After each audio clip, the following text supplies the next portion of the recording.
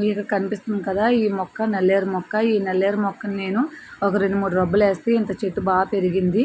దీన్ని మొత్తం కట్ చేసేసి ఇక్కడ బొడుపులు కనిపిస్తున్నాయి కదా, బొడుపుల కాడికి ఒక్కొక్కటి విరిచి 4 వైపులో ఉన్న పీచు మొత్తం కూడా తీసేయాలి. తీసేసి వీటన్నిటిని కూడా చిన్న చిన్న ముక్కల కింద ఈ విధంగా కట్ చేసుకోవాలి. ఇలా కట్ చేసుకునేటప్పుడు మనం నల్లేరు ఎప్పుడైనా దురద పెడుతుంది కాబట్టి చేతికి ఆయిల్ రాసుకుని ఈ ప్రాసెస్ అంతా చేసుకోవాలి, లేకపోతే దురదలు తట్టుకోలేము. ఇదంతా కూడా దానిపైన ఉన్న మొత్తం పీచు. ఇలా మొత్తం అన్ని చిన్న చిన్న ముక్కల కింద కట్ చేసుకున్న తర్వాత ఇవి దురద వస్తాయని చెప్పాను కదా, దురద రాకుండా ఇందులో కొద్దిగా కల్లుప్పు వేసుకుని శుభ్రంగా 3-4 సార్లు క్లీన్ చేసుకోవాలి. కల్లుప్పు వేసుకున్న తర్వాత ఇలా వాటర్ పోసుకొని వీటన్నిటిని కూడా 3-4 సార్లు క్లీన్ చేసుకోవాలి. ఇలా మొత్తం అంతా కూడా శుభ్రంగా క్లీన్ చేసుకున్న తర్వాత ప్యాన్ పెట్టుకుని ప్యాన్లో ఆయిల్ పోసుకోవాలి. ఆయిల్ బాగా వేడెక్కిన తర్వాత పచ్చెనగపప్పు, మినపప్పు, జీలకర్ర వేసుకుని ఇవన్నీ కూడా బాగా ఫ్రై చేసుకోవాలి.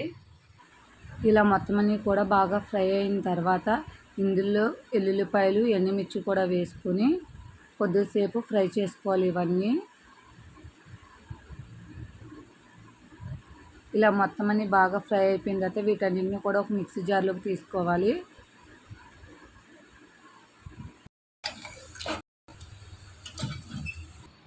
ఇలా మొత్తం అన్ని మిక్సీ జార్లోకి తీసుకున్న తర్వాత పోపులు వేపుకున్నాము అందులోనే ఈ నల్లేరు మొత్తం కూడా వేసేసుకోవాలి. ఈ నల్లేరు మొత్తం కూడా వేసేసుకున్న తర్వాత ఇవన్నీ కూడా బాగా ఫ్రై చేసుకోవాలి. ఎందుకంటే దురద పెట్టుకోకుండా ఉండాలంటే ఎక్కువ ఫ్రై అవ్వడం వల్ల దురద మొత్తం పోతుంది. ఇలా కొంచెం ఫ్రై అయిపోయిన తర్వాత ఈ ఫ్రై అయిపోయిన దాంట్లో ఒక 2 టమాటాలు, ఒక 2 పచ్చిమిర్చి వేసుకోవాలి.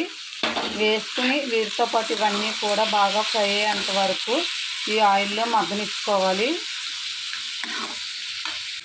ఇందులోనే కొద్దిగా కల్లుప్పు కూడా వేసుకోవాలి.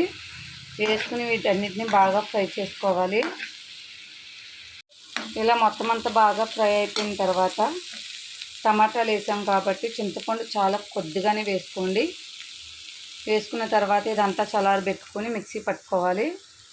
ఇలా మొత్తం అంతా కూడా మిక్సీ పట్టేసుకోవాలి. ఇలా మిక్సీ పట్టుకున్న తర్వాత మనం ఏమైతే ఫ్రై చేసుకున్నామో ఆ ప్యాన్లోనే కొద్దిగా ఆయిల్ పోసుకుని కొద్దిగా జీలకర్ర, ఎల్లుల్లిపాయలు, ఎండుమిర్చి, కరివేపాకు వేసుకుని ఇవన్నీ కూడా బాగా ఫ్రై చేసుకోవాలి. ఇలా మొత్తం అన్నీ కూడా బాగా ఫ్రై చేసుకోవాలి.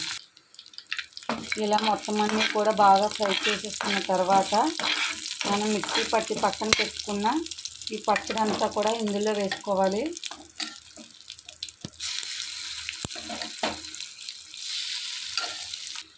ఇలా మొత్తం పచ్చడి అంతా వేసేసుకొని ఈ తాలింపులో మొత్తం పచ్చడి కలుపుకోవాలి. నల్లేరు పచ్చడి రెడీ అయిపోయింది. ఈ విధంగా మీరు కూడా ట్రై చేయండి. చాలా అంటే చాలా బాగా వస్తుంది, రుచి కూడా బాగుంటుంది. నల్లేరు చేసుకున్నప్పుడు దురదలు వస్తాయంటారు కదా, దురదలు రాకుండా ఆయిల్ రాసుకోండి. ఆయిల్ రాసుకోవడం వల్ల దురద రాదు. అలాగే పచ్చడి కూడా మనం చాలా సింపుల్గా తయారు చేసుకోవచ్చు. ఈ నల్లేరు వల్ల చాలా ఉపయోగాలు ఉన్నాయి. ముఖ్యంగా బోన్ స్ట్రెంత్కి చాలా బాగా ఉపయోగపడుతుంది ఈ నల్లేరు. అలాగే బోన్స్ లోపల ఇన్ఫ్లమేషన్ ఏదైనా ఉంటే కనుక తగ్గటానికి కూడా ఈ నల్లేరు బాగా ఉపయోగపడుతుంది. మీకు అందుబాటులో ఉన్న ప్రతి ఒక్కరు చేసుకోండి. Okay, bye friends.